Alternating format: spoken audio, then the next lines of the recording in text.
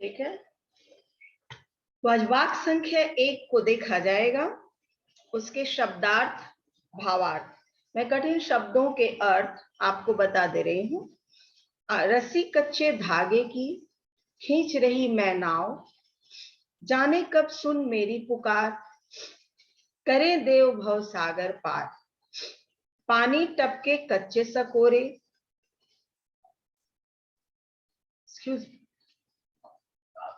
दाखिल कुछ चला, व्यर्थ प्रयास हो रहे मेरे, जी में उठती रह रह हुक, घर जाने की चाह है घेरे। है ना। इन पंक्तियों के कठिन शब्दों के अर्थ सुन लीजिए।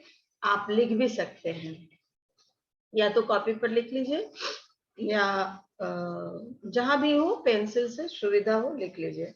नाव, यहाँ पर नाव शरीर रूपी नाव है ना। यहाँ कोई पानी में चलने वाले नाव से आशय नहीं है। शरीर रूपी नाव, यहाँ मानव शरीर को नाव माना गया है। देव, देव मतलब होते हैं प्रभु या ईश्वर। करें देव भवसागर पार। भवसागर आपको कक्षा में भी अच्छे से बताया गया था। भवसागर संसार रूपी सागर है ना। फिर कच्चे सकोरे, मिट्टी का बना छोटा पात्र जिसे पकाया नहीं गया है। मिट्टी के वैसे पात्र, पहले मिट्टी कुम्हार मिट्टी से बनाता है ना, तरह तरह के बर्तन या जो भी आकृति वो देना चाहे, मूर्ति हो या घड़ा हो या दिया हो, ढकना हो, और भी मिट्टी के बहुत सारे शेप्स दिए जाते हैं, कलरफुल। मिट्टी के जानवर भी बनाए जाते हैं।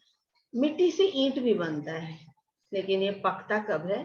जब इसको भट्टी में डाला जाता है, तब ये पक कर आग में मजबूत होता है। ठीक है ना। वैसे ही कच्चे सकोरे मतलब मिट्टी से बन तो गया है, लेकिन इसको पकने के लिए आग में, आंच में नहीं डाला गया है। हाँ, अर्थात वो कच्चा है, मिट्टी का सिर्फ बना हुआ है, पकाया हुआ नहीं है, इसलिए उसमें मजबूती नहीं है। है ना। हुक, हुक वेदना को कहते हैं, तड़प को कहते हैं। जी में उठती रह रह हुक, घर जाने की चाह है घेरे। कवित्री के जी में एक वेदना है, एक पीड़ा है, एक हुक उठती है कि पता नहीं हम अपने परम पिता परमेश्वर के पास कब जाएंगे। चाह, चाहत या इच्छा। मैं अपने हिसाब से कठिन शब्दों के अर्थ बताने का प्रयास की हूँ। अगर इसके अलावे आपको ऐसा लगता है कि इन शब्दों के अर्थ और मुझे जान लेना चाहिए, तो आप पूछ सकते हैं। 1 या 2 सेकंड टाइम है, बोलिए जल्दी।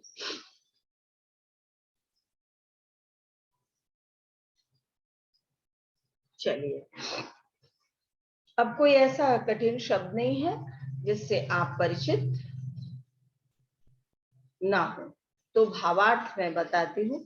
शरीर और जीवन की नश्वरता के बारे में बताते हुए कवित्री कहती हैं कि यह सांसों की कच्ची डोर, सांसों की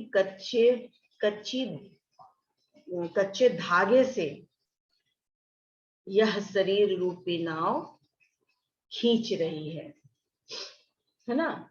शरीर और जीवन, ये शरीर है और इससे संबंधित हमारा जीवन है। कवित्री कहती है कि ये दोनों नश्वर है, क्षणभंगुर है, खत्म हो जाने वाला है, और इस नश्वर शरीर को हम एक नाव समझते हैं, शरीर रूपी नाव। और ये नाव कैसे खींचा रहा है? तो हमारे सांसों की कच्ची रस्सी के सहारे ये नाव खींचा रहा है। पता नहीं कब ईश्वर मेरी पुकार सुनकर मुझे भवसागर से पार करेंगे। इस पंक्ति को देखिए, हाँ बुक है तो बच्चों। जाने कब सुन मेरी पुकार, करे देव भव सागर पार। इस कच्चे धागे से शरीर रूपी नाव को मैं खींच रही हूँ। पता नहीं कब ईश्वर हमें भव सागर से पार करेंगे, इस आसार संसार से हमें मुक्ति देंगे। मोह माया जाल के बंधन से हम मुक्त हो सकेंगे। ये चिंता कवित्री के मन में है। आप लोग सब सुन रहे हैं मुझे? Yes ma'am. तीनों जरा वीडियो खोल लो तो बेटा। मैम मेरा इशू है, वीडियो नहीं खुल पाएगा मेरा। मैम क्या नहीं है? मैम वीडियो खोलने का यहाँ ऑप्शन ही नहीं मिल रहा है। ऑप्शन नहीं है? चलिए ठीक है, जिनका है वो अपना खुला रखिए, है ना। आगे देखिए, अगली पंक्तियों को देखिए। पानी टपके कच्चे सकोरे, व्यर्थ प्रयास हो रहे मेरे, है ना। जी में उठती रह रहू, घर जाने की चाहे घेरे। अब इन दो पंक्तियों का भावार्थ समझिए, इसमें क्या भाव है। जिस प्रकार कच्ची मिट्टी से बने पात्र से पानी टपक टपक कर कम होता जाता है, उसी तरह एक एक दिन करके जिन जीवन का एक एक दिन का समय बीतता जाता है और प्रभु को पाने के मेरे प्रयास व्यर्थ सिद्ध हो रहे हैं, उसके मन में बार बार एक ही पीड़ा उठती है कि कब यह नश्वर संसार छोड़कर वह प्रभु के पास पहुंच जाए और सांसारिक कष्टों से उन्हें मुक्ति मिल सके। मैं पुनः इसके भावार्थ को दोहरा रही हूँ। लास्ट 2 लाइन्स को देखिए ध्यान से। कहती हैं कवयित्री कि जिस प्रकार कच्ची मिट्टी के बर्तन से एक एक बूंद पानी टपकेगा, क्योंकि वो बर्तन पका हुआ तो नहीं है, है ना। और वो मिट्टी का बर्तन क्या है? हमारा नश्वर शरीर है। उससे एक एक बूंद पानी रोज टपक रहा है, अर्थात वो एक एक दिन करके मृत्यु की ओर अग्रसर हो रहा है। हमारे जीवन से एक एक दिन कम होता जा रहा है। पता नहीं ईश्वर प्रभु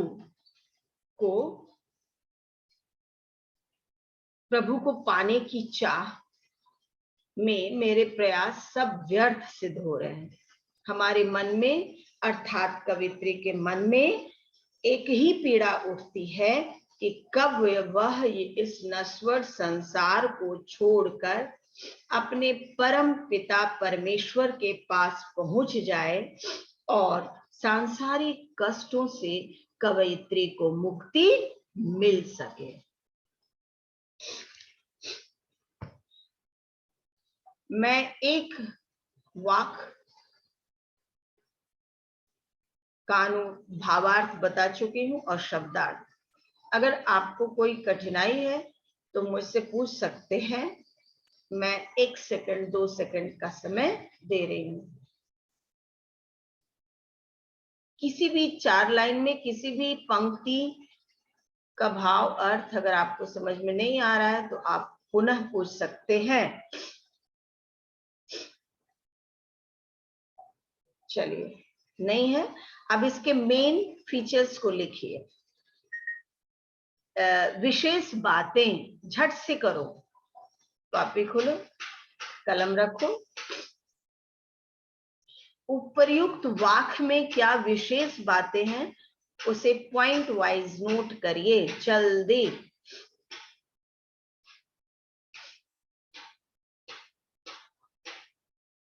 तैयार हो? खोल कर लिखो ना भाई, तो समझ में आए कि बच्चे लिख भी रहे हैं। वीडियो क्यों बंद करते हो? वीडियो बंद करने से सब डार्क में हो जाता है। लिख रहे हो, मैं लिखवाऊं या ना लिखवाऊं? Yes ma'am. लिखवा दे? बहुत शॉर्ट में Yes, मैं लिखवा रही हूँ, जल्दी करो। विशेष बातें, पॉइंट 1।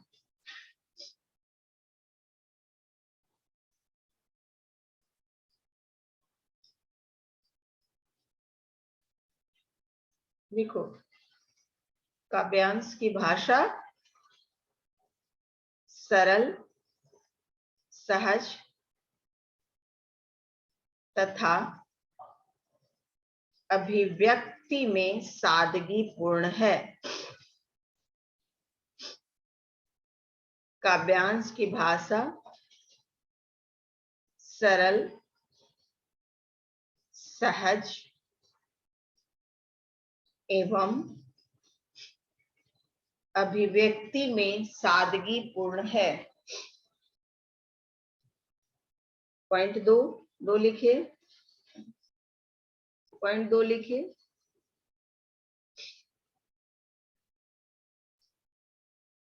काव्यांश में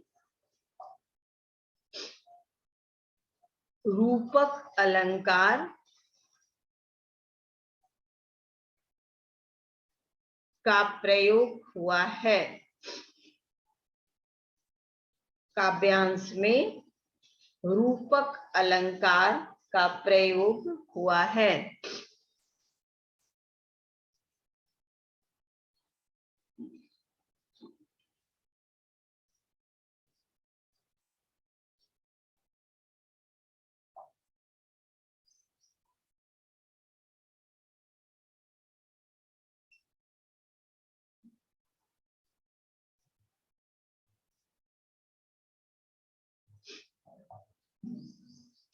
तीसरा, इसमें भक्ति रस तथा प्रसाद गुण है। इसमें भक्ति रस तथा प्रसाद गुण है। इसमें भक्ति रस तथा प्रसाद गुण है।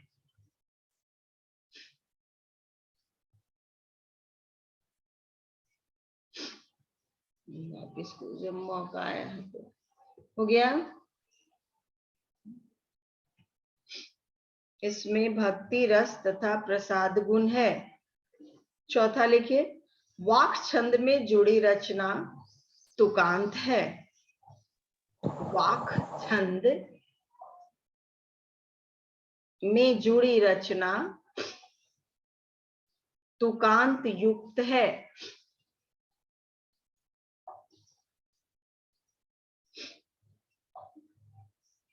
मैं जुड़ी रचना के बाद वाक छंद में जुड़ी रचना तुकांत युक्त है, मतलब उसका अंत लयबद्ध है, तुक में है।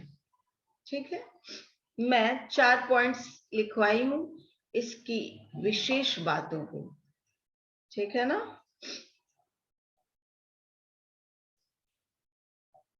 चलो, वाक संख्या 2, यहां देखिए, आप अपनी पुस्तक में देखिए। खा खा कर कुछ पाएगा नहीं, न खाकर बनेगा अहंकारी, सम खा तभी होगा संभावी, खुलेगी सांकल बंद द्वार की। सांकल उसे कहते हैं बच्चों, गांव में देखे होगे ना, लोहे का गेट होता है और पीछे से सिकड़ी लोहे का चढ़ाया रहता है, देखे होगे। पीछे से, अंदर से बंद होने वाला छिटकनी नहीं होता है, बल्कि सिक्कड़ टाइप का होता है जिसको ऊपर चढ़ा दिया जाता है तो नीचे का पल्ला ऊपर से कंबाइंड हो जाता है, उसी को सांकल कहते हैं। ठीक है ना। अहंकारी, अभिमानी। लिसन केयरफुली, मैं शब्दों का अर्थ बता रही हूं। सम, बराबर, इंद्रियों का शमन करना, है ना। हमारे पास, आप तो साइंस पढ़ते हैं तो उसमें आप 5 ज्ञानेंद्रियां, सेंस ऑर्गन्स पढ़े हैं, लेकिन यहाँ पर 5 ही नहीं है, और भी इंद्रियां हैं जिनका शमन करना, अर्थात जिनको अपने वश में रखना। संभावी, समानता की भावना रखिए, और सांकल कहते हैं उस जंजीर को जिससे दरवाजा बंद रहता है ना। इसमें शब्दार्थ बहुत कम है, अगर आप चाहते हैं तो अपने हिसाब से पूछ सकते हैं, और नहीं तो भावार्थ सुनिए। कवयित्री मनुष्य को मध्यम मार्ग अपनाने की सीख देती है और कहती हैं, हे मनुष्य, तू इस सांसारिक भोग विलासता में डूबा रहता है, इससे तुझे कुछ प्राप्त होने वाला नहीं है। तू इस भोग के खिलाफ रहेगा, त्याग तपस्या का जीवन बिताएगा तो मन में अहंकार ही बढ़ेगा। अब कोई त्याग करता है, कोई तपस्या करता है, कोई व्रत रखता है, तो देखते हो बहुत घमंडी हो जाता है। बाप रे, हम तो ईश्वर को इस तरह रिझाते हैं, हम जिस तरह ईश्वर को की पूजा करते वैसे तो कोई करता ही नहीं है ना। इस तरह का अहंकार, हम दिन भर का फास्टिंग, हम 4 दिन का फास्टिंग, हम 3 दिन का उपवास, ये सारी बातें मनुष्य के अंदर अहंकार पैदा करता है। तो कवयित्री कहती हैं कि तुम बीच का रास्ता अपनाओ, मध्यम मार्ग अपनाओ, तुम इनके बीच का मध्यम मार्ग बनो।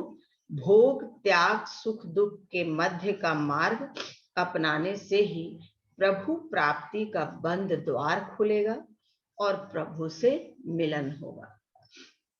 निचोड़ यही है कि वाक संख्या 2 में संत कवयित्री ललदर कहती हैं मनुष्य को कि तुम मध्यम मार्ग अपनाओ, और उन्हें सीख देती हैं कि अगर तुम सांसारिक भोग विलासता में डूबा रहता है, इससे तुझे कुछ प्राप्त होने वाला नहीं है।